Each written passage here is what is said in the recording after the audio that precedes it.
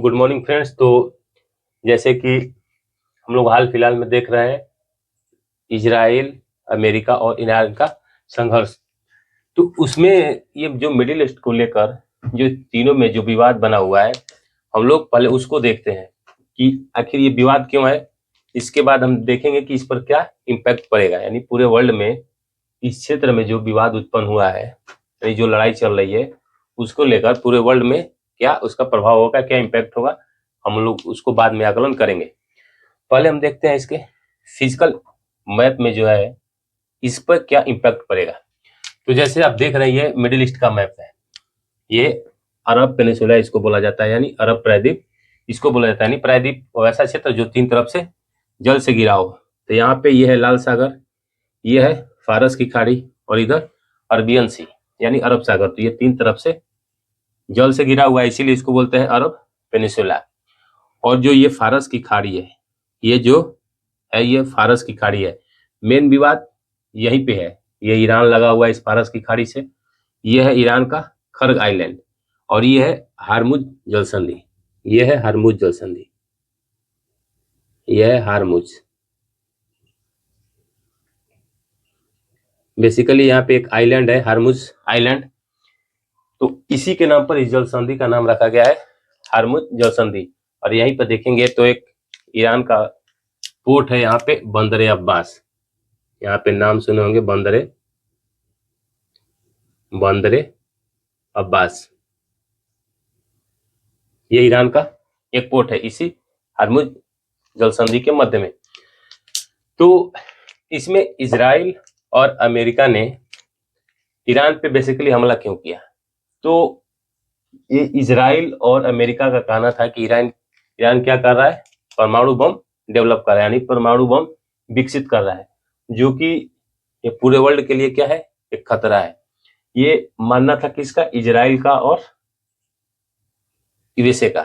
तो इन दोनों ने मिलकर क्या किया कि 28 फरवरी को ईरान पे अटैक कर दिया है। कब का अटैक किया, 28 फरवरी को, 28 फरवरी को इजराइल प्लस यूएसए दोनों ने मिलकर क्या किया, अटैक कर दिया।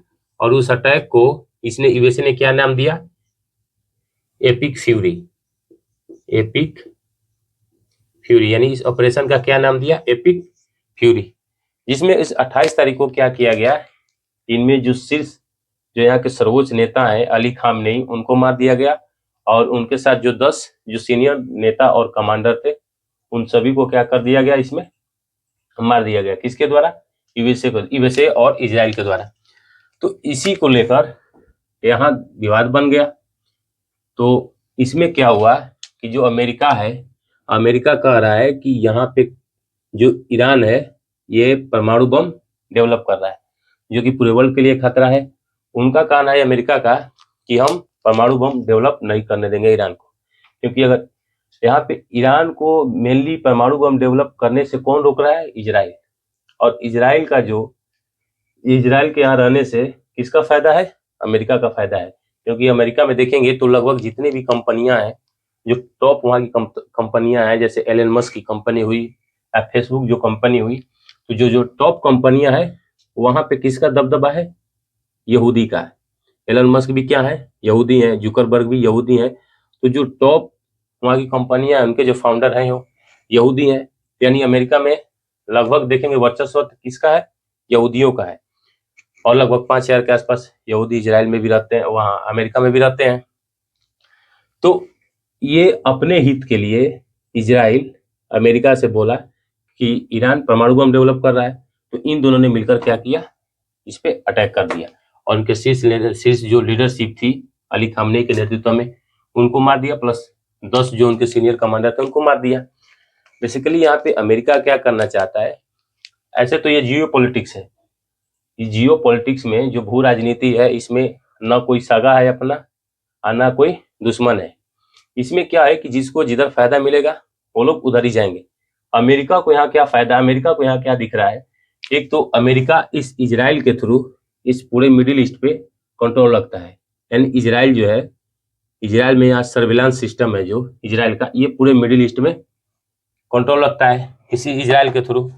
और देखेंगे यहाँ पे तो बहुत सारे बेसेज है, जैसे इराक में इरबिल बेस है, इसके बाद कुवैत में बेस है, ये है कतर, कतर में अमेरिका का बेस है, यूएई में अमेरिका का बेस है, ओमान में ये ओमान है, ओमान में अमेरिका का बेस है, बहरीन में अमेरिका का बेस है, जो सऊदी अरब है, सऊदी अरब में प्रिंस जो सुलेमान एयरपोर्ट है वहां पे भी अमेरिका के सैनिक रहते हैं, और अमेरिका की बेसेस वहां पे भी है प्रिंस सुलेमान एयरपोर्ट पे, यहाँ पे। ये सऊदी अरब है, और ये यमन है, यह है सऊदी।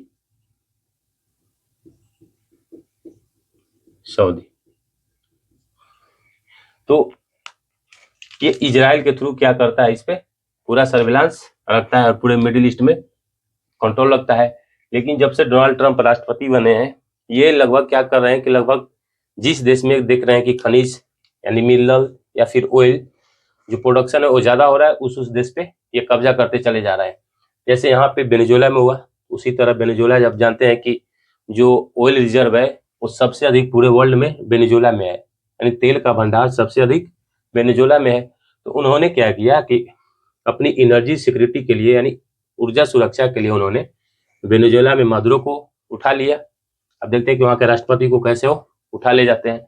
इसके बाद वो डेनमार्क पर भी उसी तरह अटैक करने वाले थे, लेकिन डेनमार्क पर अटैक न करके, यानी जो ग्रीनलैंड का क्षेत्र था वहां पर अटैक न करके इन्होंने क्या किया, ईरान पे अटैक कर दिया। अब ईरान पे क्यों अटैक कर रहे हैं, क्योंकि आप जानते हैं कि ईरान ऑयल प्रोडक्शन में लगभग तीसरा देश है, यानी ऑयल प्रोडक्शन यानी जो कच्चा तेल उत्पादन करता है उसमें ये थर्ड नंबर पे है, ये थर्ड नंबर पे है। तो एक तो इनकी नजर कहाँ थी, ये ऑयल पे।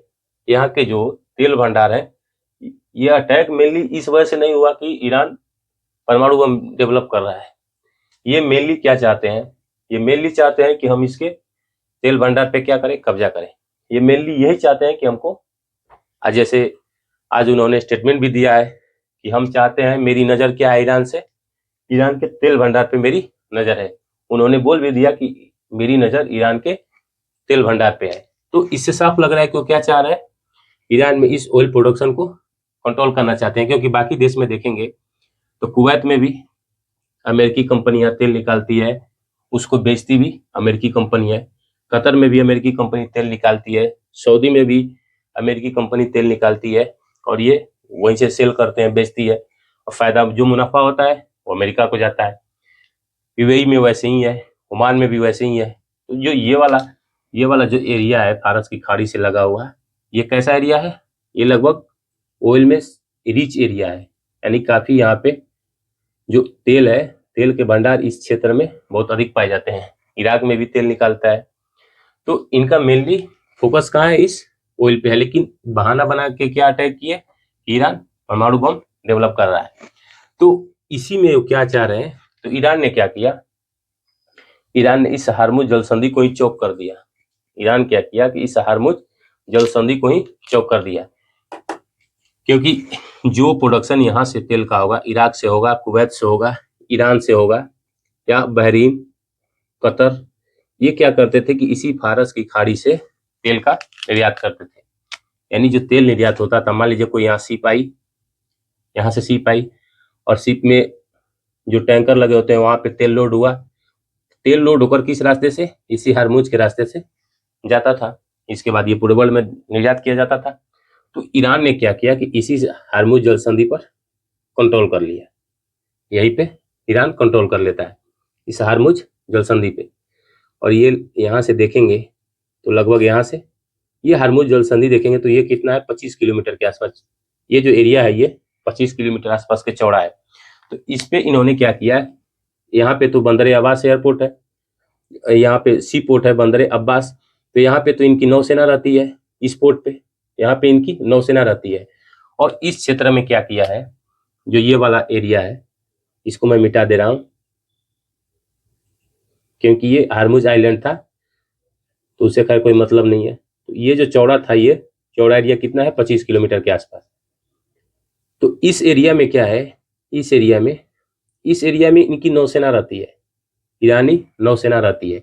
और यहाँ पे एक आइलैंड देखेंगे, यहाँ पे एक आइलैंड है जिसको बोलते हैं लराक आइलैंड।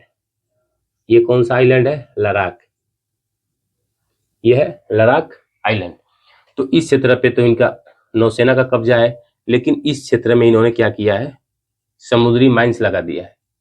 समुद्री माइंस लगा दिया है ईरान ने। तो जहाज इस रास्ते से होकर नहीं पार पा रहे हैं, क्योंकि यहाँ पे समुद्री माइंस है। समुद्री माइंस में जैसे ही शिप आकर उसमें संपर्क होगा, समुद्री माइन से जैसे ही जहाज का संपर्क होगा, तो ये समुद्री माइन अपने आप फट जाएगी, जिससे जहाज भी क्षतिग्रस्त हो जाएंगे। तो इस एरिया में तो उन्हें समुद्री माइंस लगा दी है, और जो ये वाला एरिया है इसमें नौसेना का कब्जा हो गया है। तो पूरी तरह से जो जहाज इधर थे फारस की खाड़ी में, वो तो इधर ही रह गए हैं, और जो जहाज ये है ओमान की खाड़ी। तो जो जहाज ओमान की खाड़ी से फारस की खाड़ी में जा रहे हैं, उनको इस रास्ते से होकर गुजरना पड़ रहा है, क्योंकि इस रास्ते से माइंस लगाया गया है। तो इनको ईरानी नौसेना के रास्ते से होकर जाना पड़ेगा। लेकिन ईरान की नौसेना ने बोला है कि सिर्फ जो इनके जो नेबर कंट्री यानी जो दोस्त देश हैं, जैसे उनमें इन्होंने बताया है, जैसे रसिया को बताया है, पाकिस्तान को बोला है, भारत को बोला, इराक को बोला है और चाइना को बोला है। तो इस देश के थ्रू ये क्या, इस रास्ते के थ्रू इन लोगों के लिए ये रास्ता खुला है। ये जो नौसेना है, ईरान की नौसेना, इन 5 या 6 देशों को इस रास्ते से जाने के लिए ऑर्डर दे रही है। लेकिन जो बाकी जो देश हैं, उनका कहना है कि जो भी अमेरिका के हितैषी देश हैं, यानी जो भी अमेरिका से फ्रेंडशिप रखेंगे, उनको इस रास्ते से गुजरने की अनुमति नहीं दी जाएगी। तो यहाँ पे नौसेना ऑटोमेटिक यहाँ कंट्रोल कर लेगी। इधर आएंगे तो समुद्री माइन से टकराकर उनकी शिप क्षतिग्रस्त हो जाएगी। तो इसीलिए ये अमेरिका क्या चाह रहा है, यहाँ पे ये जो खर्ग आइलैंड है, ये क्या है? खर्ग आइलैंड। एक तरह से ये माने तो ये ईरान का एक तरह से ये दिल है, ईरान का एक तरह से ये हर्ट इसको बोलते हैं। ये खर्ग आइलैंड बेसिकली ये ऑयल प्रोडक्शन नहीं करता है, ये ऑयल प्रोडक्शन यहाँ पे करता नहीं है। तो ये खर्ग आइलैंड फिर इतना इंपॉर्टेंट क्यों है? आखिर अमेरिका बार बार कहता है कि हम खर्ग आइलैंड पे अटैक करेंगे, या फिर यहाँ पे देखेंगे बुशहर, एक शहर है यहाँ पे बुशहर, जो कि यहाँ पे क्या था, उनका न्यूक्लियर पावर प्लांट था। बुशहर में ये बंदर अब्बास के जस्ट बगल में देखेंगे तो एक शहर है जिसको बोलते हैं बुशहर। तो उस पे इन्होंने न्यूक्लियर पावर प्लांट था, वहां पे इन्होंने अटैक कर दिया है। इसके बाद अमेरिका ने खर्ग आइलैंड पे अटैक कर दिया। तो ये खर्ग आइलैंड फिर इतना इंपॉर्टेंट क्यों है, इतना महत्वपूर्ण ये खर्ग आइलैंड क्यों है? तो यहाँ पे क्या होता है कि अगर ईरान अगर इधर से तेल प्रोडक्शन करता है, ईरान मान लीजिए क्या करता है, यहाँ पे तेल प्रोडक्शन करता है मान लीजिए पूरे ईरान में, तो उसको पाइप के थ्रू इस खर्ग आइलैंड पे लाता है, ये खर्ग आइलैंड पे लाता है। ईरान से जितना भी तेल प्रोडक्शन होता है, उनको पाइप के थ्रू इस खर्ग आइलैंड पे लाया जाता है, और इस खर्ग आइलैंड के थ्रू यहीं पे जहाज आती है, यहीं पे जहाज को लोड किया जाता है, और यहीं से दूसरे देशों को निर्यात किया जाता है। तो एक तरह से ये क्या है, एक ऑयल टर्मिनल है। तो ये खर्ग आइलैंड क्या है, ये खर्ग आइलैंड क्या है, एक टर्मिनल का काम करता है। कैसा टर्मिनल? Oil terminal. ये क्या है, एक ऑयल टर्मिनल है। और यहाँ पे लगभग इनके 3 करोड़ बैरल यहाँ पे इनका ऑयल रिजर्व रहता है। यानी 3 करोड़ बैरल मतलब भारत में अभी तक है 56 लाख बैरल ऑयल रिजर्व है। भारत का ऑयल रिजर्व कितना है?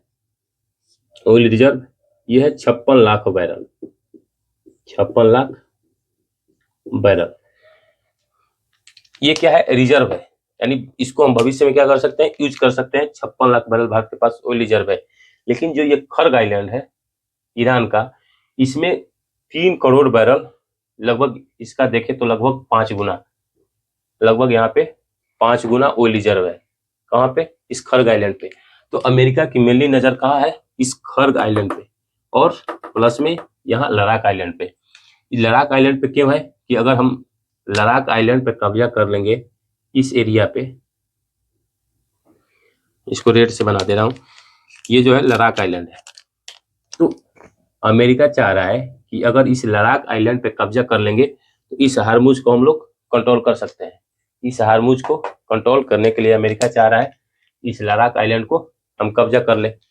और प्लस में इस खर्ग आइलैंड को क्यों चाह रहा है? अगर खर्ग आइलैंड को कंट्रोल करना इसलिए चाह रहा है कि अगर खर्ग आइलैंड पे कब्जा हो जाएगा तो जो भी ईरान का तेल प्रोडक्शन होगा, ऑयल प्रोडक्शन, पहले ऑयल प्रोडक्शन होता था तो यहाँ से निर्यात करता था, लेकिन इस पे अगर अमेरिका का कब्जा हो गया तो इसको क्या कर सकते हैं, जो ऑयल सप्लाई हो रहा है इसको कट कर देगा, अमेरिका इसको कट कर देगा, क्योंकि इस पे कब्जा अमेरिका का हो जाएगा। तब जब चाहे जैसे चाहे वो अमेरिका नियंत्रित करेगा उसको, इस खर्ग आइलैंड पे अमेरिका कंट्रोल करेगा। तो अमेरिका चाह रहा है कि इस खर्ग आइलैंड पे हम कंट्रोल कर ले। अगर खर्ग आइलैंड पे कंट्रोल हो जाएगा तो इस पे जितना भी ऑयल रिजर्व है, यानी 3.6 करोड़ बैरल मान लीजिए यहाँ पे ऑयल रिजर्व है, तो ये सब किसके कंट्रोल में आ जाएगी? अमेरिका के कंट्रोल में आ जाएगी। इसीलिए अमेरिका चाह रहा है इस खर्ग आइलैंड पर कब्जा करना, खर्ग आइलैंड पे कब्जा करना है। इसीलिए अभी हाल फिलहाल देखेंगे तो अमेरिका ने यूएसएस जिराल्ड फोर्ड जो एक नौसैनिक जहाज था उसको भी उतारा था, अब्राहम लिंकन को भी उतारा था जो एयरक्राफ्ट कैरियर था। इसके बाद अभी देखेंगे तो यूएसएस त्रिपोली को भी इसी ओमान की खाड़ी में भेज दिया है, यूएसएस त्रिपोली को। ये यूएसएस त्रिपोली पहले कहाँ था? जापान पे था, लेकिन जापान के बाद इसको धीरे धीरे यूएसएस त्रिपोली को इन्होंने मिडिल ईस्ट में ला दिया। इस यूएसएस त्रिपोली को इन्होंने मिडिल ईस्ट में ला दिया है और इस पे लगभग 2500, यहाँ पे 2500 मरीन कमांडो है, मरीन कमांडो। ये अमेरिका की सबसे घातक स्पेशल फोर्सेस है। 2500 मरीन कमांडो ये अमेरिका की सबसे घातक एयर फोर्सेस है। इसको यूएसएस त्रिपोली पे कहाँ भेज दिया? इस मिडिल ईस्ट में, यानी इस ओमान की खाड़ी में। अभी इनका मेन चाहत क्या है अमेरिका का? ये मेन इस एरिया में कंट्रोल करना चाहते हैं। इस लद्दाख आइलैंड पे कंट्रोल कर लेंगे और प्लस इस खर्ग आइलैंड पे कंट्रोल कर लेंगे। अगर लद्दाख आइलैंड पे कंट्रोल कर लिया अमेरिका तो इससे क्या होगा? एक तो ईरान का जो ऑयल सप्लाई है उसको कट कर देगा, इसको कट कर देगा। प्लस में जितने भी ये देश हैं, इराक हुआ, कुवैत हुआ, सऊदी हुआ, बहरीन हुआ, कतर हुआ, ओमान हुआ, यूएई हुआ, ये सब क्या करेंगे कि आसानी से इस एरिया से तेल को क्या करेंगे? एक्सपोर्ट कर पाएंगे। इस एरिया से तेल को आसानी से एक्सपोर्ट कर पाएंगे। लेकिन ईरान इस आइलैंड को खोना नहीं चाहेगा, इसीलिए ईरान देखेंगे कि डेली यहाँ से जितने भी अमेरिका के बेसेज हैं इस एरिया में उस पर अटैक कर रहा है। कभी इरबिल पे अटैक कर रहा है, इसके बाद सुलेमान एयरबेस पे अटैक कर रहा है, कभी यहाँ पे यूएई में अटैक कर रहा है, कभी ओमान पे अटैक कर रहा है। क्यों अटैक कर रहा है? उनका साफ कहना है कि इस एरिया से जितने भी अमेरिकी फोर्सेज हैं, जो अमेरिका की फोर्सेज हैं, इस एरिया से हट जाएं। तो अगर इस एरिया से हट जाएंगे, और ये सब देश नहीं चाह रहे हैं, क्योंकि सऊदी अरब, इराक, ये Jordan, Kuwait, UAE, Qatar, Bahrain, ये सब नहीं चाह रहे हैं कि यूएस फोर्सेज यहाँ से जाए। अगर यूएस फोर्सेज यहाँ से हटी तो इसका मतलब क्या होगा? ईरान का इस क्षेत्र में दबदबा हो जाएगा। क्योंकि अभी भी देखेंगे तो जब अमेरिका और इजराइल के साथ ईरान लड़ सकता है, उसके पास इतनी पावर है कि अभी इजराइल और अमेरिका के साथ जब लड़ जा रहा है तो ये तो सब छोटे छोटे देश हैं और पावरफुल कंट्री भी नहीं है, इनकी सेना भी उतनी मजबूत नहीं है। तो ईरान क्या करेगा? इस क्षेत्र में आसानी से कंट्रोल करता रहेगा। लेकिन ये सब देश क्या चाह रहे हैं कि अमेरिका पूरी शक्ति से ईरान पे अटैक करे। जैसे सऊदी अरब ने बोला भी है, सऊदी अरब ने क्या बोला है कि अगर अमेरिका की फोर्सेस अगर ग्राउंड ऑपरेशन करती है ईरान में, खर्ग आइलैंड में, या ईरान के जो मेन एरिया है उस पे, या फिर इस आइलैंड पे, तो उसके साथ सऊदी की भी फोर्सेस साथ देंगी। यानी अमेरिका की फोर्सेस प्लस सऊदी की फोर्सेस। यहाँ की प्रिंस सुलेमान ने बोला है कि सऊदी की फोर्सेस और अमेरिका की फोर्सेस दोनों, अगर ग्राउंड ऑपरेशन अमेरिका की फोर्सेस करती है तो सऊदी की फोर्सेस उनका साथ देगी। तो ये मेनली क्या चाह रहे हैं? इस एरिया पे पूरे पे कंट्रोल करना चाह रहे हैं, मेनली अमेरिका। लड़ाई अब ईरान की भी कहना है कि ईरान की भाई अस्तित्व की लड़ाई है, इजराइल का भी कहना है कि भी मेरी अस्तित्व की लड़ाई है। तो ईरान इजराइल दोनों कह रहे हैं कि हमारे अस्तित्व की लड़ाई है। खैर इनकी तो लीडरशिप जा चुकी है, इजराइल की तो लीडरशिप है लेकिन ईरान की लीडरशिप जा चुकी है। तो ये जो मेनली एरिया है, इसीलिए इस एरिया में जो मिडिल ईस्ट के एरिया है, ये मेनली इस ऑयल के लिए, इस ऑयल प्रोडक्शन के लिए मेनली। ऐसे तो अमेरिका कुछ ही बहाना भर के बोले, जैसे पहले भी देखे थे कि जब वो वेनेजुएला पर अटैक किया तो उसने बोला कि मादुरो भ्रष्ट वहाँ पे है, जो मादुरो की गवर्नमेंट है वो भ्रष्ट, वहाँ पे करप्ट है, और प्लस में जो वेनेजुएला से ड्रग्स का क्या करते हैं, जो वहाँ के कारोबारी हैं वो ड्रग्स का व्यापार यूएसए में करते हैं। तो ये बहाना बना के उन्हें वेनेजुएला पर अटैक कर दिया। यहाँ पे क्या बहाना बनाकर अटैक किया कि ये परमाणु बम बना रहे हैं, परमाणु बम डेवलप कर रहे हैं। तो अगर ये परमाणु बम डेवलप करते हैं तो इस पूरे एरिया के लिए, मिडिल ईस्ट के लिए ये पूरा खतरा है, इसीलिए हम इसको परमाणु बम बनाने से रोकेंगे। तो ये कहकर इन्होंने अटैक कर दिया। लेकिन जो मेनली लड़ाई है, जैसे आज उनका जो कहना था वो साफ दिख ही गया कि आज उन्होंने जो प्रेस कॉन्फ्रेंस की, उन्होंने साफ कहा कि हम क्या करेंगे, मेरी नज़र जो है ईरान की ऑयल प्रोडक्शन पे है। उन्होंने साफ कहा कि मेरी नज़र ईरान की ऑयल प्रोडक्शन पे है। तो खैर वो तो बिजनेसमैन है, जो चाहेंगे। अब उनके दिमाग में क्या है, तो वो तो मेनली बिजनेस से देखेंगे कि हमारे व्यापारी को कहाँ से फायदा हो रहा है, हमारे बिजनेसमैन को जहाँ से फायदा होगा, अमेरिका को जहाँ से फायदा होगा, वहाँ पे वो करते चले जाएगा। क्योंकि देखिए अभी नाटो के सहयोगी था, लेकिन उन्होंने नाटो के खिलाफ ही बोल दिया कि हम डेनमार्क, ग्रीनलैंड पर अटैक करेंगे, जो कि डेनमार्क की ट्रीटी है। डेनमार्क की टेरिटरी होते हुए भी उन्होंने बोला कि हम उस पर अटैक करेंगे, और डेनमार्क नाटो कंट्री भी है। तो खैर अमेरिका तो आप जानते ही हैं कि किसी का सागा तो है नहीं, ये तो पावरफुल है, अपने आप को सुपर पावर कहता भी है, और प्लस में अपना संप्रभुत्व यानी प्रभुत्व हम हर किसी के ऊपर दिखाना चाहता है। जैसे भारत पे भी कुछ समय पहले देखे थे आप कि भारत पे उन्होंने टेरी बढ़ाकर 100%, 150%, कभी 60%, कभी उसको घटा के 20% उन्होंने किया था। जब यहाँ पे लड़ाई नहीं चालू हुई थी तो इससे पहले उन्होंने मना किया था कि आप रसिया से ऑयल एक्सपोर्ट मत कराइए, यानी रसिया से इंपोर्ट मत कराइए ऑयल को। लेकिन जैसे इस एरिया में अटैक हुआ तो उन्होंने कहा कि आप 1 महीने के लिए रसिया से तेल का इंपोर्ट करिए। तो वो अमेरिका का वो चलता रहता है नीति, वो खुद नहीं समझ पाते हैं कि हम क्या कर रहे हैं क्या नहीं कर रहे हैं। तो मेनली जो ये लड़ाई थी इस क्षेत्र को लेके, ये समझिए तो एक आइलैंड के लिए भी मानिए या फिर ऑयल प्रोडक्शन के लिए मानिए। अब ऐसे तो इनका कहना है कि हम एटम बम डेवलप कर रहा था, इसीलिए हमने अटैक किया। तो अब किसके लिए वो अटैक कर रहे हैं वो जाने। और इजराइल इधर लेबनान को भी अटैक कर रहा है, क्योंकि यहाँ पे हिजबुल्ला है, हिजबुल्ला ईरान समर्थक है। इस गजा पट्टी को तो पहले ही इजराइल ने कंट्रोल कर लिया अटैक करके हमास के खिलाफ। इसके बाद